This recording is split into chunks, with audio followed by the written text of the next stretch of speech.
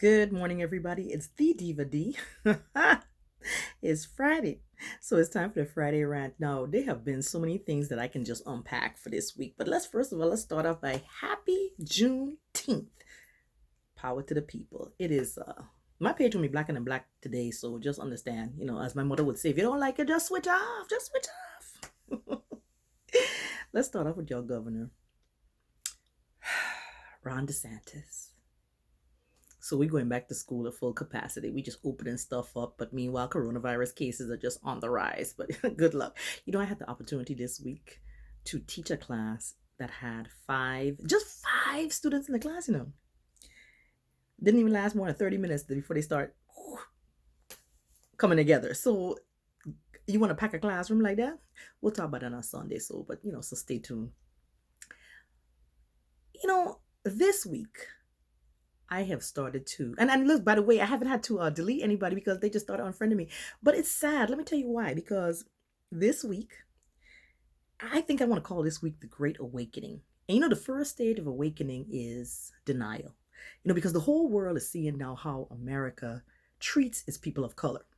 So a lot of people who are not us are in great denial because they can't understand why are black people so angry, why are black people so stressed out, why, why, they seem like everything was fine. Why is it that you're tearing down statues, you're getting, but you know what? The same systems that work for you did not work for us. And they haven't worked for us for a long, forever. Let's just say forever.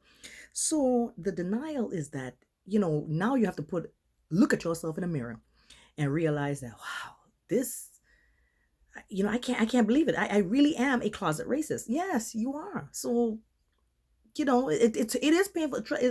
I know it's painful. It hurts. I know. But you know what I'm gonna call this episode? I'm gonna call this episode, ask a black person why. Well, let's talk about why, the reasons why we maybe seem to be disgruntled or stressed out. Well, let's start off with stress. Let's start with that. I ask black people why we always on a high level of stress and anxiety and traumatized. Well, most black people I know got PTSD. Ain't none of us been to war. But because the fact that I have to calculate, I have to say to myself, okay, I'm going to the post office. I got to go to the grocery store. You have to plan it out. What route is the most safest route for you to take so that you don't, rarely don't encounter the police? That's how you got to think when you leave the house. That's how you got to think. That's why black people are stressed. So I ask why we a lot of us seem real ignorant, like we don't have a decent education. Well, because they talk about defunding the police. What about defunding education? That's been going on for decades, and especially in large minority neighborhoods, large communities with large minorities, we get the poorest education because the money is not being funneled in correctly. So that answers that question. Well, why black people live in certain neighborhoods? Well, it's called redlining. And y'all don't want us around you, so hey, this where we at. Why black people don't have a whole lot of money? Well, maybe because we haven't been taught financial independence and how to gain that financial wealth, how to do it. Because we don't know how to pass on generational wealth to our children. We don't see the value in having a house. Like we get a house, grandma house. Not everybody want to sell grandma house for $40,000. That money I could spend $40,000 in an hour if I really put my mind to it. So you don't have no wills where you're passing down anything. We don't have insurance where we build up the wealth through that and pass it down. We're struggling day to day. Why black people? Let's talk about food. Why black people so unhealthy? A lot of them overweight, got high blood pressure, high cholesterol, all that stuff like that. Well, I'm gonna use my neighborhood as an example. In a 6-minute drive, just 6 minutes, right? I can pass a McDonald's, a Church's chicken, Popeye's chicken, and a KFC in a 6-minute drive. Oh, and 2 gyro spots in 6 minutes. But meanwhile, I have to ride to the grocery store. Why can't I have a Whole Foods in my neighborhood? Why make the assumption, or the planners or whoever's decided that you should move this into the neighborhood can't plan for that?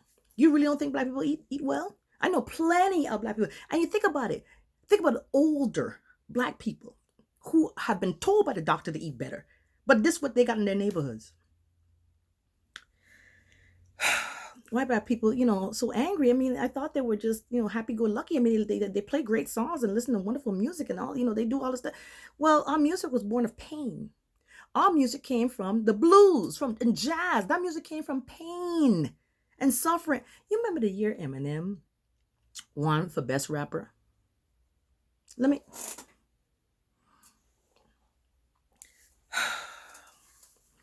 listen. If you want to truly know who we are, just start talking to us. Educate yourself. Don't create all these biases to say I can't understand. I can't understand. Listen, like I said to y'all last week, you got YouTube videos, you got books to read, you got educate yourself so that you are better than who you are. And don't be afraid to look at the mirror. Let me tell you, Michael Jackson was right back in the day when he said, I'm starting with the man in the mirror. He right. Because in order for you to make a change, you got to look right here.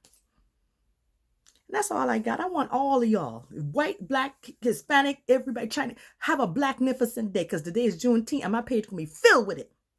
That's all I got to say. Hey, listen, y'all have a blessed day. It's the Diva Dina, one like me, with the Friday rant. Rise against negative tactics, rise against negative thoughts, rise against negativity today.